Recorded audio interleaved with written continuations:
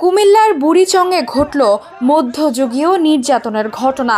একটি কারখানায় চুরি সন্দেহে এক যুবককে আটকে রেখে কুকুর লেলিয়ে দেয়া হলো, আর সেই ভয়ঙ্কর দৃশ্য ধারণ করে ছড়িয়ে দেওয়া হলো সামাজিক যোগাযোগ মাধ্যমে।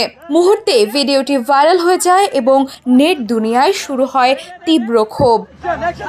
ভিডিওতে দেখা গেছে এক যুবককে বেঁধে রাখা হয়েছে, হঠাৎ তার দিকে ছেড়ে দেওয়া হয় কুকুর।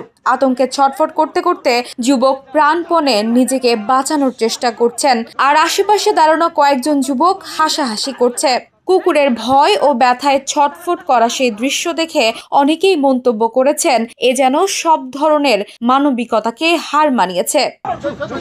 শুক্রবার রাতে সোশ্যাল মিডিয়ায় ভিডিওটি ভাইরাল হলে এতে জড়িতদের গ্রেপ্তারের দাবি সহ সমালোচনার ঝড় ওঠে। বিষয়টি জানতে পেরে অভিযানে নেমে জড়িত 3 ব্যক্তিকে আটক করে র‍্যাব 11 কুমিল্লার একটি দল। মেহেরুন্নেসা তন্নি, দ্য নিউজ।